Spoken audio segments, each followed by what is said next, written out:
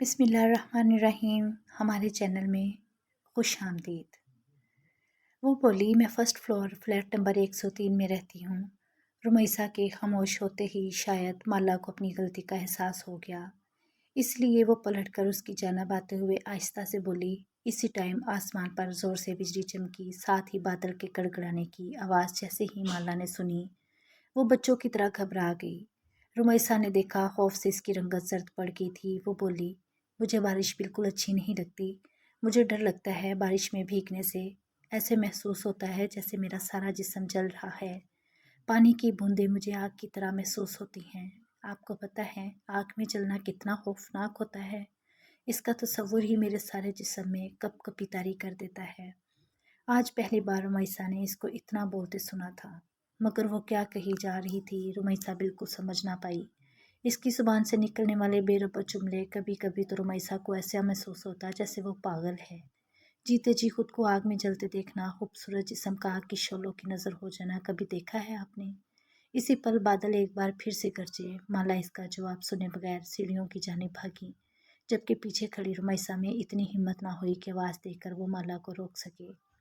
1 ہفتے سے زیادہ ہو گیا تھا مالا چھت پر نہ آئی تھی۔ ویسے بھی پچھلے ہفتے سے بارشیں ہو رہی تھی، چونکہ وہ اور بہت ساری چیزوں کی طرح بارش سے بھی ڈرتی تھی، اس لیے وہ اوپر نہ آئی تھی۔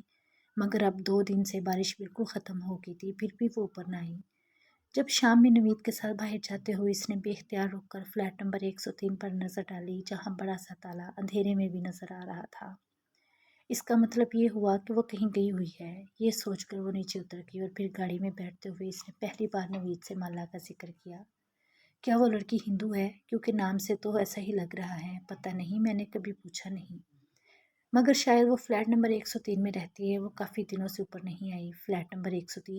نوید نے حیرت سے دہرایا۔ تمہیں شاید غلط فہمی ہوئی ہے، کیونکہ وہاں تو کوئی بھی نہیں رہتا۔ وہ فلیٹ ایک لمبے عرصے سے خالی ہے۔ اچھا، پھر ہو سکتا ہے کہ مجھے سننے میں غلطی ہوئی ہو۔ نوید وہاں پچھلے 1 سال سے رہ رہا تھا، اس لیے وہ رمیسا کے مقابلے میں بہتر جانتا تھا کہ آس پڑوس میں کون کون رہتا ہے۔ اور پھر گھر واپس آتے ہی وہ اماں حاجہ سے مالا کے متعلق پوچھ بیٹھی۔ پتہ نہیں بیٹا، میں تو گھر سے صرف سودا لینے کی باہر جاتی ہوں، اور اس آس پڑوس میں میری کسی سے کوئی دوستی کہاں جو میں کسی کے بارے میں کچھ جان سکوں۔ ان کا جواب بالکل مختصر تھا۔ وہ تو سارا دن گھر میں ہی رہتی تھیں۔ رمیسا کی سمجھ میں نہ آیا کہ وہ مالا کے متعلق کس سے پوچھے۔ پھر سوچا ہو سکتا ہے کہ 1-2 دن تک وہ خود ہی اوپر آ جائے، مگر ایسا بھی نہ ہوا۔ یہ سوچ کر وہ ایک دن اماں حاجہ کو لیے نیچے فرسٹ فلور پر آ گئی، جہاں آمنے سامنے کئی فلیٹ بنے ہوئے تھے۔ یہاں ہر فلور پر 10 فلیٹ تھے۔ فرسٹ فلور کے 103 فلیٹ کے علاوہ تقریباً سب ہی لوگ آباد تھے۔ اس کی سمجھ میں نہ آیا کہ وہ کس کا دروازہ بجا کر مالا کے متعلق سوال کرے۔ کچھ دیر وہ کھڑی سوچتی رہی، پھر نیچے اتر کر مین گیٹ کی جانب آ گئی، جہاں موجود سیکیورٹی گارڈ اسے اچھی طرح پہچانتا تھا۔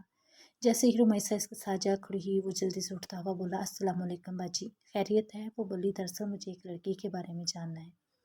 لڑکی کے بارے میں؟ عبدل نے حیرت سے پہلے دیکھا، پھر اماں حاجہ کو۔ ہاں عبدل بھائی، فرسٹ فلور پر ایک دبلی پتلی سی لڑکی رہتی ہے جو روزانہ چھت پر میرے ساتھ واک کرنے بھی آتی ہے۔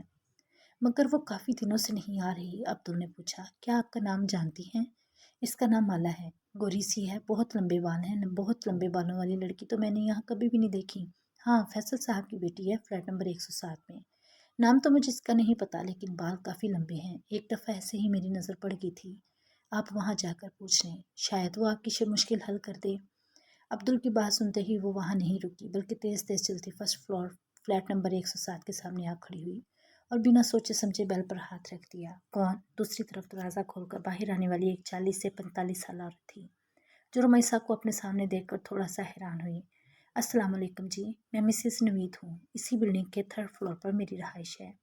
مجھے دراصل مالا سے ملنا ہے۔ تیز تیز بولتے ہوئے اس نے جلدی سے اپنی مدعا بیان کیا۔ اسے ایسا محسوس ہو رہا تھا جیسے اگلے ہی پل اس کی خواہش کے عین مطابق مالا اس کے سامنے آ جائے گی۔ کون مالا؟ جواب اس کی توقع کے خلاف تھا۔ اب رمیسا کی سمجھ میں نہ آیا کہ وہ کیا کہے۔ ایک 16-17 سالہ لڑکی اس عورت کے قریب آ کھڑی۔ رمیسا نے دیکھا اس کے لمبے سیاہ بال کمر سے نیچے جھول رہے تھے، مگر ظاہر ہے وہ مالا نہیں تھی۔ مایوسی کے ساتھ وہ شرمندہ بھی ہوئی۔ سوری، دراصل مجھے لگا شاید مالا اسی فلیٹ میں رہتی ہے۔ نہیں، اس فلیٹ میں تو نہیں، یہاں تو میں اور میری اکلوتی بیٹی رہتے ہیں، جبکہ میرا خیال ہے کہ ہمارے فلور پر مالا نامی کوئی لڑکی نہیں رہتی۔ दरअसल मुझे इसने अपने फ्लैट का नंबर 103 बताया था, तो उन्होंने बोला 103 तो पिछले कई सालों से खाली पड़ा है। बहुत साल पहले यहाँ एक फैमिली आबाद थी। फिर इनके साथ एक हादसा हुआ कि वो लोग ये घर छोड़कर चले गए। दोबारा यहाँ कोई नहीं आया। दरवाजे पर खड़े खड़े इस खातून ने रुमैसा को तफसील बताना शुरू कर दी। ना चाहते हुए भी रुमैसा पूछ बैठी, कौन सा हादसा? वो खातून बोली, सुना है इनकी जवान बेटी कहीं अचानक गायब हो गई थी। बहुत तलाश किया मगर वो ना मिली। शायद बदनामी के से बचने के लिए इनके माँ बाप ये घर छोड़कर चले गए। लेकिन इनके जाने के कुछ दिनों बाद फ्लैट से उठने वाली बदबू ने सबको अपनी जानब मुतवज्जा कर लिया। जब पुलिस ताला तोड़कर अंदर दाखिल हुई तो एक नौजवान लड़की की दफनशुदा लाश पड़ी थी। इसकी बदबू ने पूरे मोहल्ले को अपनी लपेट में लिया हुआ था। बोलते बोलते वो खातून एक पल के लिए खामोश हो गई। रुमैसा ने पलट कर फ्लैट नंबर 103 के दरवाजे पर नजर डाली, मगर लड़की तो गायब हुई थी, फिर लाश कैसे मिली? रुमैसा ने हैरत से सवाल किया, यही बात तो आज तक किसी की समझ में नहीं है। क्या हर वो मर्द औरत कौन थे? क्या वाकई वो इस लड़की के माँ बाप थे जो अपनी बेटी की लाश को इस तरह फ्लैट में छोड़कर भाग गए? पुलिस का ख्याल था कि शायद वो लड़की वापस आ गई थी, जिसे इसके बाप ने गैरत के नाम पर कत्ल कर दिया और लाश को घर में छोड़कर भाग गए। उफ, इस कदर सफाकी! रुमैसा ने खौफ से झुरझुरी ली। हाँ, यही वजह है कि ये फ्लैट दोबारा आबाद नहीं हुआ। कातिल इसे वीरान करके निकल गया और फिर जाने चाहने के बावजूद कोई इसे आबाद ना कर सका। एक डर और खौफ इस फ्लैट के हवाले से ऐसा लोगों में उजागर हुआ कि शायद अभी तक दूर नहीं हुआ। अरे, मैं यहाँ खड़े खड़े ही सब बातें कर रही हूँ, आप अंदर तो आए। शायद इस औरत को एहसास हो गया था कि पिछले आधे घंटे से वो रुमैसा के साथ दरवाजे पर ही खड़ी थी। नहीं शुक्रिया, अब मैं जाऊंगी, मेरे मियाँ घर आने का वक्त हो गया है। माजरत करती रुमैसा ऊपर आ गई और फिर कई दिन लग गए रुमैसा को वो कहानी मोहलाने में, जिसके मुताबिक फ्लैट से जवान लड़की की बदबू वाली लाश मिली थी और शायद इसके इस तरह मारने में सगे बाप का भी हाथ था। दुनिया इतनी जालिम होती है, ये बात इसे चंद घंटे पहले ही पता चली, जिसे वो आने जाने कई दिनों तक सोच सोच कर बेहाल होती रही। रुमैसा फ्लैट नंबर 103 का हादसा चंद ही दिनों में बिल्कुल फरामोश कर बैठी, मगर माला की तलाशी के वजूद के अंदर कहीं इंतजार करी थी। शायद कभी ज़िंदगी में से माला दोबारा मिले। यही वजह थी कि वो बिल्डिंग में आने जाने वाली हर लड़की को गौर से देखती।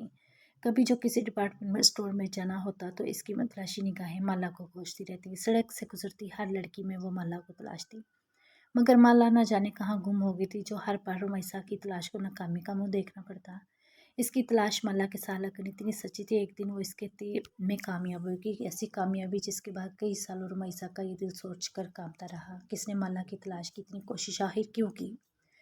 वो जाती सर्दियों की एक शाम थी। अम्मा हाजा को सुबह से नज़ला जुकाम ने जकड़ रखा था, जिसके बायस वो चारपाई पर रजाई ओढ़े पड़ी थी। नवीद आलम हाफिज के किसी काम के सिलसिले में कल कोयटा गया हुआ था और इस तन्हाई में रुमैसा का दिल बेहद घबरा रहा था।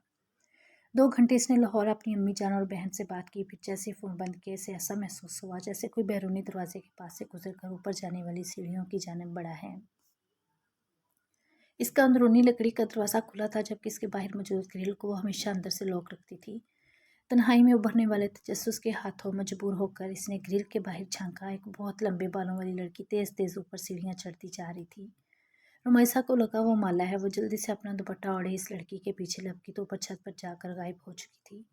रुमैसा तेजी से सीढ़ियाँ चढ़ती ऊपर आई। साढ़े शाम ही छत पर अंधेरा छाया हुआ था। आखिरी सीढ़ी पर कदम रखकर रुमैसा ने जैसी सीढ़ियों के करीब मौजूद बल्ब ऑन किया, इसकी रोशनी पूरी छत पर फैल गई। माला, माला! ऊपर चढ़ते इसने आवाज़ लगाई। इसकी आवाज़ पर किसी ने कोई जवाब नहीं दिया। रुमैसा ने थोड़ा मजीद आगे बढ़कर देखा। चारों तरफ एक हू का आलम था। छत बिल्कुल खाली पड़ी थी। वो एकदम घबरा कर वापस पलटी तो इसका पाँव इस काले बिल्ली से टकरा गया, जो हमेशा माला को खौफजदा कर देता था। बिल्ली ने बुलबुला कर रुमैसा की जानिब देखा। इसकी चमकती कांच जैसी आंखों में जाने क्या था कि रुमैसा ही खौफजदा होकर नीचे भागी।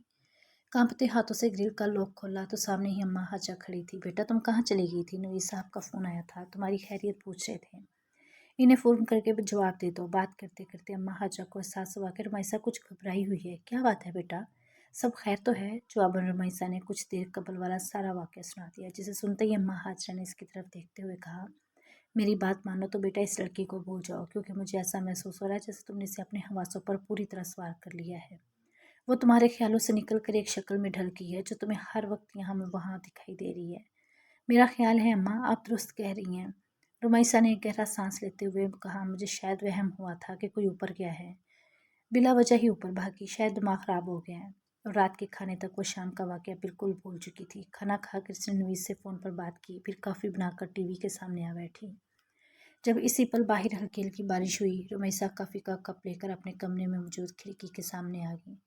ابھی اس نے پردہ ہٹا کر باہر دیکھا ہی تھا کہ اسے محسوس ہوا سامنے قبرستان کے بیچوں بیچ کوئی کھڑا ہے۔ وہ جلدی سے کھڑکی کی آڑ میں ہو گئی، شاید کوئی چور یا ڈاکو تھا، یا پھر کوئی غریب کچرا چننے والا بچہ جو شاید بارش سے پناہ لینے کے لیے رات کے اس پل قبرستان میں داخل ہوا تھا۔ ایسے ہی وقت گزاری کے طور پر رمیسا اسے دیکھ رہی تھی جب وہ سایہ آہستہ آہستہ چلتا ہوا قبرستان سے باہر نکل آیا۔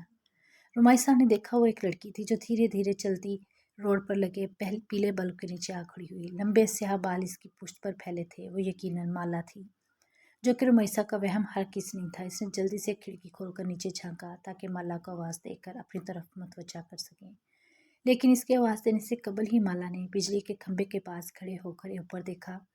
اتنی دور سے بھی رمیسا کو لگا کہ مالا اسے دیکھ کر مسکرا رہی تھی۔ مالا کی مسکراہٹ میں نہ جانے ایسا کیا تھا کہ رمیسا خوفزدہ ہو کر تھوڑا پیچھے ہٹی، جبکہ اسی پل مالا پلٹی اور سست قدمی سے چلتی قبرستان کے اندر داخل ہو گئی۔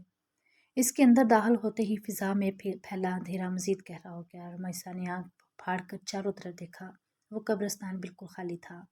اف میرے خدا! خوف کی ایک جھرجھری نے اسے اس طرح اپنے لپیٹ میں لیا کہ وہ کھڑے کھڑے زمین پر گر گئی۔ زمین پر گرتے وقت مالا کے الفاظ اس کے کانوں میں گونج رہے تھے، بارش کی بوندیں میرے جسم پر آگ کی طرح برستی ہیں۔ تم نے کبھی کسی کو جلتے ہوئے دیکھا ہے؟ جلنے کی تکلیف اور اس کے ساتھ رمیسا بھی ہوش ہو گئی۔ جب اسے ہوش آیا تو اس کی امی اور نوید عالم دونوں ہسپتال میں اس کے پاس تھے۔ بقول نوید کے رمیسا ایک ہفتے بعد ہوش میں آئی تھی۔ وہ کیوں بے ہوش ہوئی تھی وہ یہ چاہ کر بھی کسی کو نہ بتا سکی، مگر اس کی حالت کے پیش نظر بغیر اس کے کہے اپنا گھر تبدیل کر لیا، اور زندگی میں دوبارہ وہ کبھی اس طرف نہ گئی جہاں آخری بار اس نے مالا کو دیکھا تھا۔ مالا کون تھی، کہاں رہتی تھی، یہ سب جاننے کی خواہش دم توڑ گئی تھی، یا شاید وہ جان گئی تھی مالا کی اصل حقیقت کیا ہے۔ ویڈیو پسند آئے تو چینل کو لائک کریں اور سبسکرائب کریں۔